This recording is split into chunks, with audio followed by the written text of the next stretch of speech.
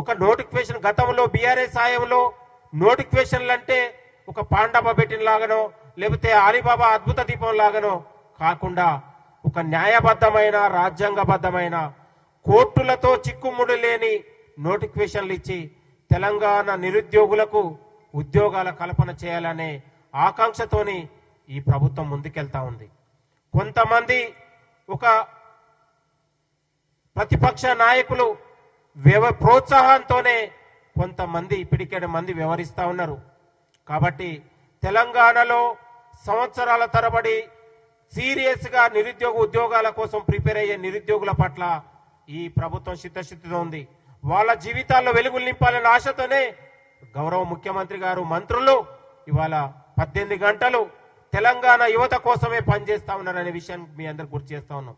గతంలో గ్రూప్ 1 అంశం కావచ్చు, గ్రూప్ 2 అంశాల్లో వాయిదాల కోసం కావచ్చు, డిఎస్సి అంశాల్లో వచ్చినప్పుడు కూడా ఇదే గాంధీ భవన్ లో నిరుద్యోగులతోని మన తెలంగాణ పిసిసి అధ్యక్షులు ఇవాళ మహేష్ కుమార్ గౌర్ గారు కూడా కూర్చోబెట్టి ఇలా నిరుద్యోగులతోని వాళ్ళ అభిప్రాయాలు కూడా తెలుసుకున్నటువంటి పరిస్థితి. గతంలో గ్రూప్ 2 వాయిదా అయినప్పుడు పొన్నం ప్రభాకర్ గారు ఇవాళ డిప్యూటీ సీఎం బట్టి విక్రమార్క గారు కూడా నిరుద్యోగులతో సచివాలయంలో సమావేశమై అభిప్రాయాలు వాళ్ళ ఉన్నటువంటి సమస్యలు కూడా తెలుసుకోవడం జరిగింది. కాంగ్రెస్ ప్రభుత్వం వచ్చిన తర్వాత తెలంగాణలో ఏ సమస్య వచ్చినా అది ప్రభుత్వ సమస్యగా ప్రజల సమస్యగా బాధ్యతతోని వ్యవహరిస్తుంది ప్రజాప్రభుత్వం, ప్రజాపాలన. తెలంగాణలో ఇప్పటికీ గాంధీ భవన్ ఇది ప్రజల దేవాలయంగా మేము భావిస్తా ఉన్నాం. ఇక్కడికి అర్జీలు ఇవాళ మంత్రులు వస్తా ఉన్నారు, కార్పొరేషన్ చైర్మన్లు వస్తా ఉన్నారు, వివిధ సమస్యలతో వచ్చే వాళ్ళని కూడా అర్జీలు తీసుకొని పరిష్కారం దిశగా గాంధీ భవన్ నుంచి అమలు జరుగుతూ ఉంది. ఈ రోజు ఒక ముట్టడి పేరుతో ఇవాళ ఉద్యోగాల పేరుతో ముట్టడి పేరుతో వెనకాల కేటీఆర్ కుట్ర ఉంది, కేటీఆర్ ఏజెంట్ల కుట్ర ఉంది.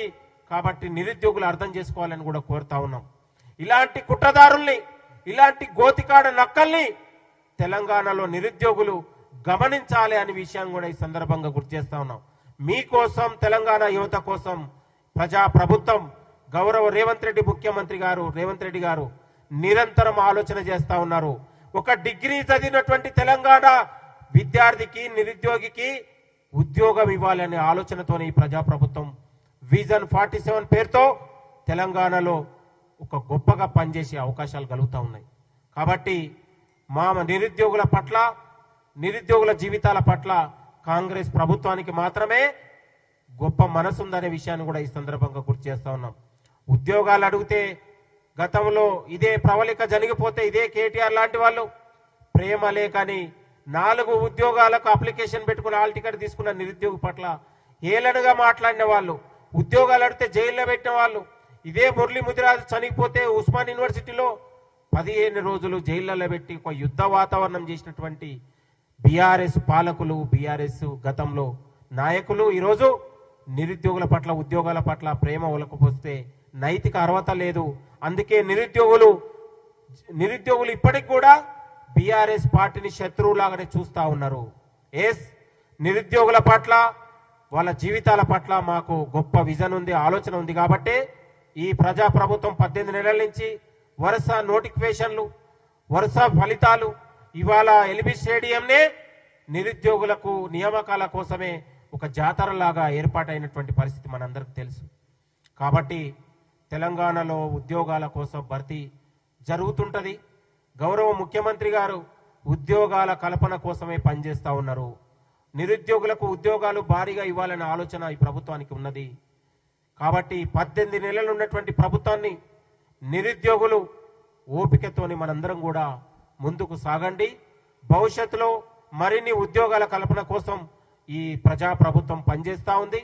తెలంగాణ నిరుద్యోగుల జీవితాల్లో వెలుగులు నింపడానికే ప్రజా ప్రభుత్వం పనిచేస్తూ ఉంది. కొంతమంది బీఆర్ఎస్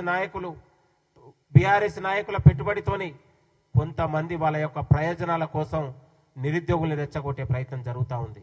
ఖబర్దార్, నేను అంటా ఉన్నాను, మీరు ఉంటే బీఆర్ఎస్ పార్టీలో లేకపోతే కేటీఆర్ ఏజెంట్లుగాను బహిరంగంగా పనిచేయండి. కానీ నిరుద్యోగుల ముసుగు వేసుకొని మేము నిరుద్యోగుల నాయకులుగా లేకపోతే మేము ఉద్యోగాల కోసం, భర్తీ కోసం మేము పనిచేస్తున్నామని ఈ దొంగ నాటకాలు పనిచేయండి.